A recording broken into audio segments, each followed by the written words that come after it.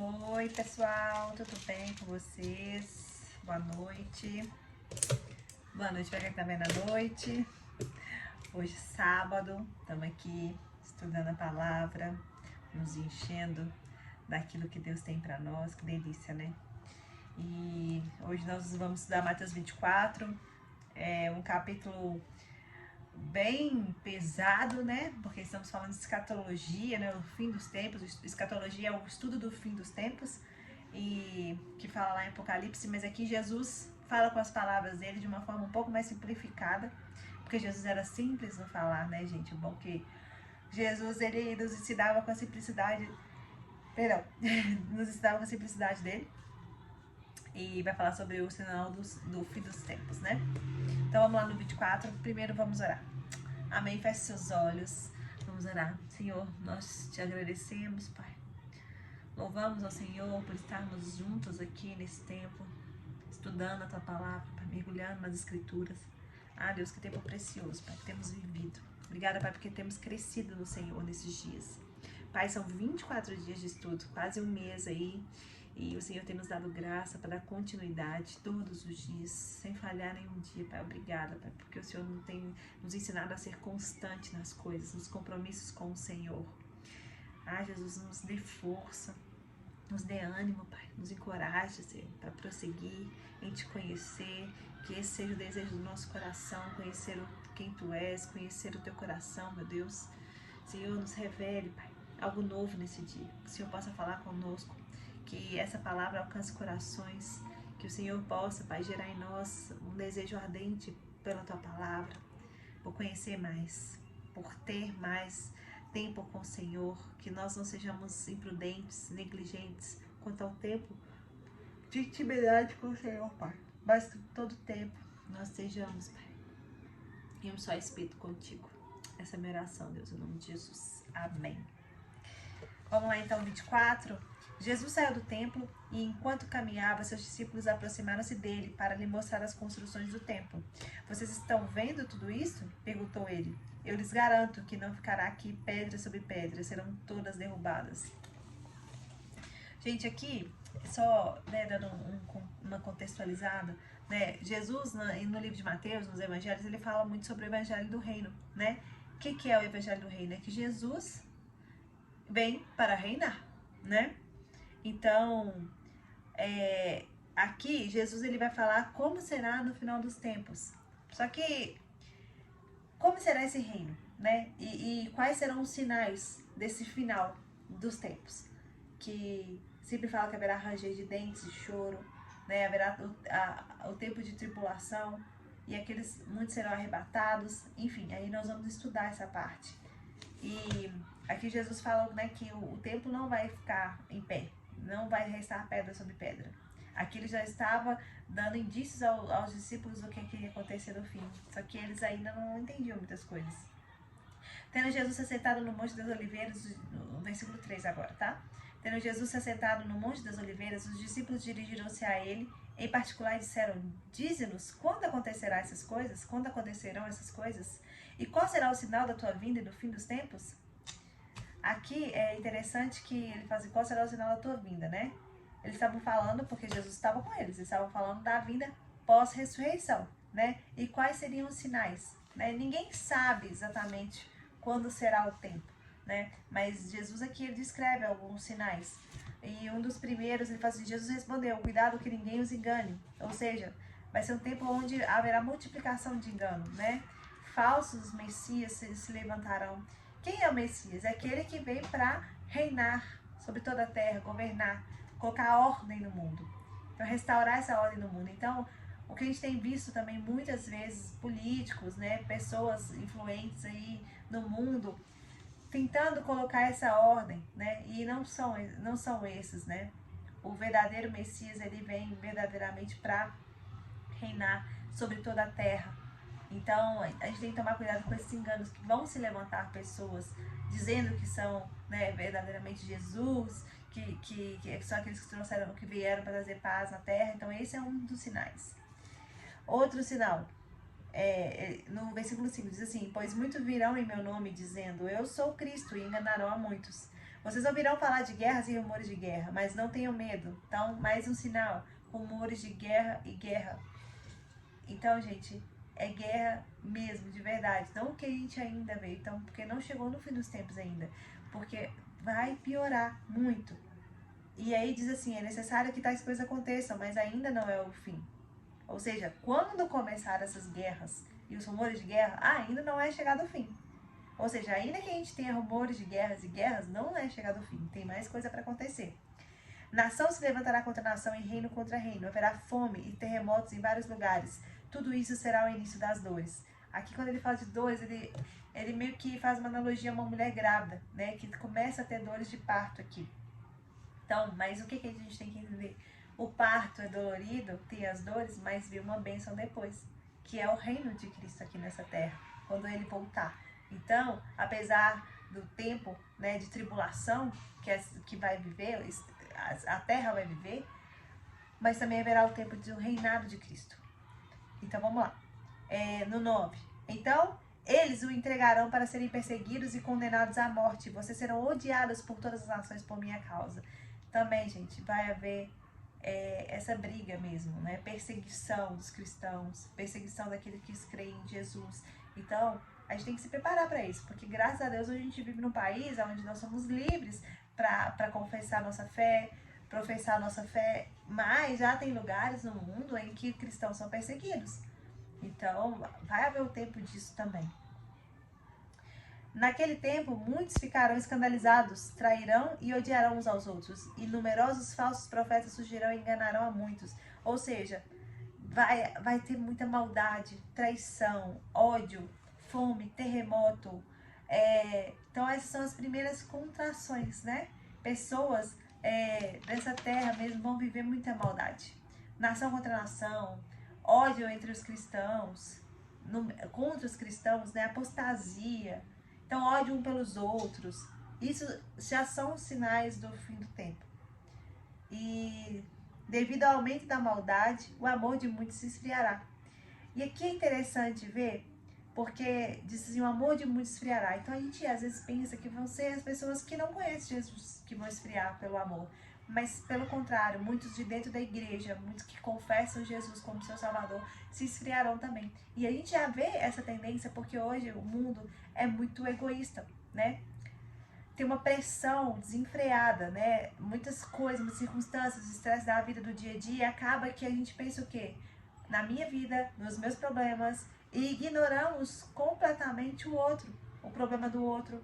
As pessoas cuidam apenas de si e tentam resolver os próprios problemas e esquecem de ajudar o próximo. Então, essa é uma forma do amor se esfriar.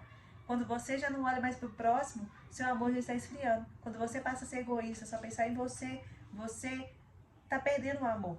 Esse não é o propósito que Deus tem para nós. Na verdade, Jesus veio para nos ensinar a amar o próximo, como a nós mesmos.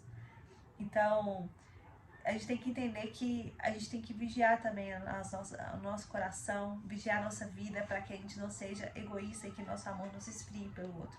O Evangelho, que a gente não se perca do Evangelho verdadeiro de Jesus, que é o amor ao próximo. Continuando. Mas aquele que perseverar até o fim será salvo, ou seja, aquele que não desistir da fé, aquele que continuar firme, né? Então, a gente tem que entender que em meio às tribulações nós temos que perseverar. E o nosso galardão, a nossa salvação será garantida, mas só para aqueles que perseveram. Então, no meio dos problemas, no meio de tudo do que nós viveremos, a gente tem que entender que a gente tem que guardar o nosso coração e continuar perseverante em Deus. E este evangelho do reino será pregado em todo o mundo como testemunha a todas as nações, e então virá o fim. Ou seja, por aqueles que permaneceram, aqueles que se perseveraram, por isso, pelo amor desses é que o evangelho de Cristo será pregado, né? E aí sim, o evangelho de Cristo será pregado em todo o mundo, com testemunhos de milagres, maravilhas, e aí sim, virá o fim. Aí no 15, já começa falando do fim. 15 mesmo. Assim, quando vocês virem o sacrilégio terrível, ou seja, a grande tribulação, né? Do qual falou o profeta Daniel no lugar santo. Aqui o lugar santo quer dizer Jerusalém, tá? Quem lê, entenda. Então, os que estiverem na Judéia, fujam para os montes. Quem estiver no telhado da sua casa, não desça para tirar dela coisa alguma. Quem estiver no campo, não volte para pegar seu manto. Como serão terríveis aqueles dias para as grávidas, para as que estiverem amamentando. Gente, né? Aqui não está condenando, né? Que não pode ficar grávida, não. Aqui está falando porque realmente a gravidez é uma situação que deixa a mulher um pouco debilitada, né? Então, pensa na grande tribulação, naquele tempo onde haverá choro, ranger de dente, terremoto, ódio, várias coisas acontecendo. Então, assim, é um tempo que será difícil para essas mulheres, né? Mas não que não... Essas mulheres serão, como eu posso dizer, castigadas, né? Por essa condição. Não é isso. Orem para que a fuga de vocês não aconteça no inverno nem no sábado. Ou seja, no inverno porque vai estar frio demais naquele deserto, né? Que ele está falando de Israel, Jerusalém ali.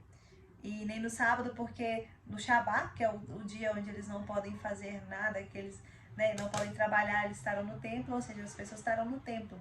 Então, como que será se esse dia, o dia da volta de Jesus, as pessoas estiverem lá no templo, eles não vão ver nada?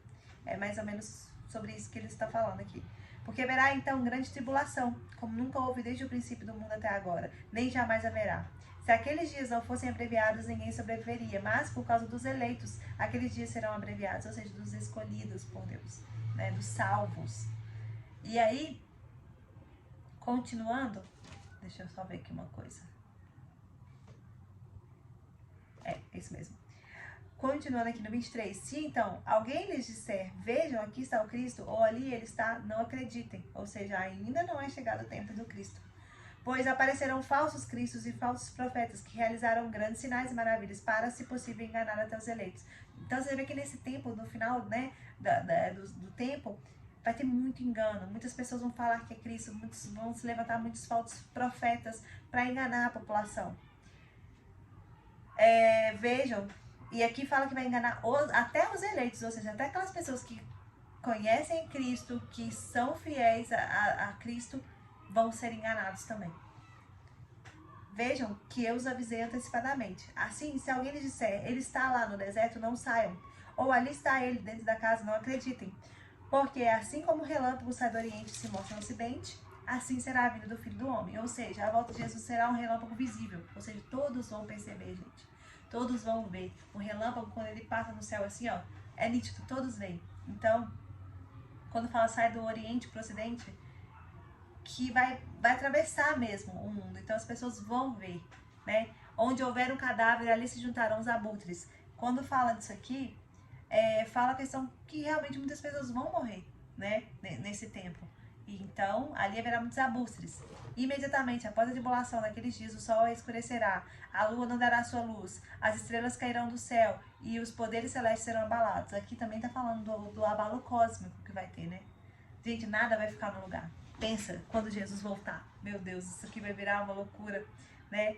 Mas glória a Deus que nós somos escolhidos, salvos por Ele. Então, tomar cuidado mesmo com os enganos que têm se levantado, com os falsos profetas, falsos messias. E cuidado, gente, esses são aqueles que são influentes, esses são aquelas que você nunca imaginaria que a pessoa estaria te enganando. São pessoas, bons comunicadores. O diabo sabe quem usar, né? A gente não vai usar uma pessoa que não vai passar uma credibilidade. Então, teremos que estar muito atentos mesmo a Deus para não sermos enganados.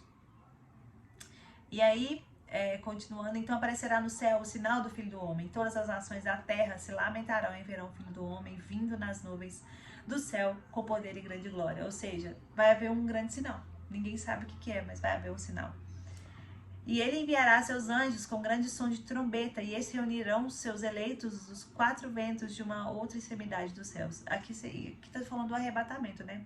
Aqueles que são eleitos por Deus serão arrebatados. Em nome de Jesus nós estaremos lá, amém? Aprenda a lição da figueira. Quando seus ramos se renovam e suas folhas começam a brotar, vocês sabem que o verão está próximo. Ou seja, a natureza, gente, quando você olha, por exemplo, quando vai chegando o outono, o inverno, o verão, a primavera, as árvores não vão dando sinal. Então esses sinais também vão demonstrar que a chegada de Cristo está próxima, entendeu?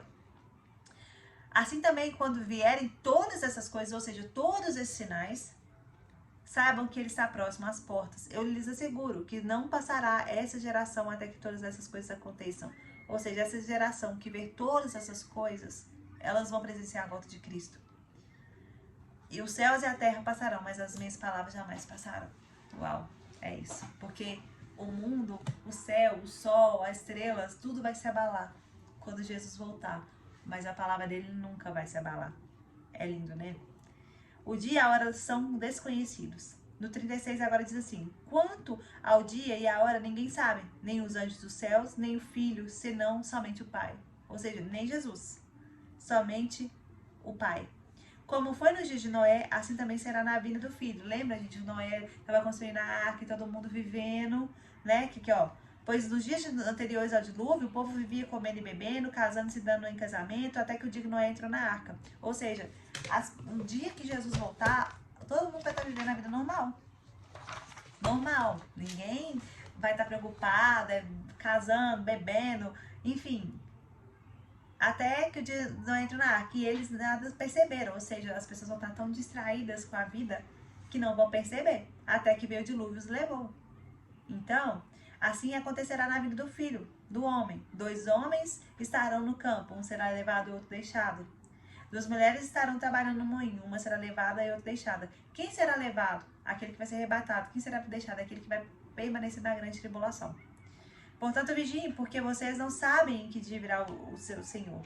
Mas entendam isso, se o dono da casa soubesse a que horas da noite o ladrão viria, ele ficaria de guarda e não deixaria que as suas casas fossem arrombadas. Assim, vocês também precisam estar preparados. Aqui Jesus já está preparando, né? Nos preparando para a volta de Cristo. A gente pode parecer que está longe. Eu não sei quando que ele vai voltar. Mas a gente tem que se preparar. Pode ser que a gente não presencie em vida. Pode ser que a gente morra antes disso. Mas e se Jesus voltar? Se Jesus voltar, como é que vai ser? Você vai ser arrebatado ou você vai ser deixado na grande tribulação? Faço essa pergunta para você. Como tem sido sua vida? Porque o Filho do Homem virá numa hora em que vocês menos esperam. Quem é, pois, o servo fiel e sensato a quem o seu Senhor encarrega dos de sua casa para lhes dar alimento no tempo devido? Aqui, gente, está falando, está exortando os líderes. Olha que interessante. Quem é líder aí? É líder, né? É o líder em algum ministério, trabalha no ministério. Feliz o servo que seu senhor encontrar fazendo assim quando voltar. Ou seja, dando alimento no tempo devido aos seus. Garanto-lhe que ele o encarregará de todos os seus bens. Ou seja, esse servo que estiver cumprindo o chamado que Jesus deu, esse terá um galardão. Então, gente, se você vai exercer o ministério, cuidado, porque existe um peso maior sobre a sua vida. Porque Jesus te confiou as ovelhas dele. Jesus te confiou o povo dele para você cuidar. Mas suponha que esse servo seja mau e diga a si mesmo: meu Senhor está demorando. Porque aqui também diz uma coisa muito interessante, que quando a gente está servindo ao Senhor, em algum ministério, parece que está demorando. Parece que a volta de Cristo está demorando. Às vezes por ver, né, o que os bastidores, às vezes a gente fala assim: nossa, está demorando. Jesus podia voltar. Mas, então, começa a bater em seus conservos e a comer e a beber com seus beberrões. Ou seja, aqui está falando que o servo mau, que ele fala assim: Jesus vai demorar, então eu vou aqui curtir minha vida, vou beber com os beberrões, vou bater no sentido tipo assim, de maltratar. O Senhor daquele servo virá num dia em que ele não espere, numa hora que não sabe. Ou seja, Jesus vai pegar de surpresa. Ele o punirá severamente e lhe dará lugar com os hipócritas, ou seja, ele vai ser condenado com os hipócritas, onde haverá choro e ranger de dente. Então, quem lidera, gente, existe uma exigência maior sobre nós. Quem está aí à frente de ministério. Então tem que tomar cuidado, porque às vezes o pecado, o nosso pecado não afeta só a gente, mas afeta quem está debaixo da nossa liderança. Porque você é referência para essas pessoas que te seguem, referência para essas pessoas que você lidera. Então existe um peso maior mesmo. Às vezes você vai fazer renunciar coisas, lugares, pessoas que você às vezes, pra você, não tem nada a ver, mas pelas outras pessoas, aqueles ingênuos na fé, imaturos na fé, se verem você neste lugar, se verem você fazendo determinada atitude, vão se desviar, vão cair. Então, a responsabilidade é muito maior. O seu pecado não afeta só você, mas afeta quem está abaixo de você, quem está à sua volta. Então, realmente, o peso de uma liderança é muito maior. Então, aqueles que desejam, anseiam por um ministério, eu tenho um ministério, Deus me falou comigo. Olhe mesmo se esse é o seu chamado. Se for, amém, que você seja um servo bom, seja um servo obediente à voz do Senhor.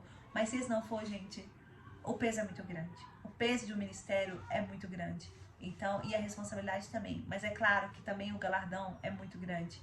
Mas vale a gente entender que haverá maiores renúncias, haverá maiores responsabilidades. Porque Jesus está te confiando as ovelhas dele. Então, cuide com amor.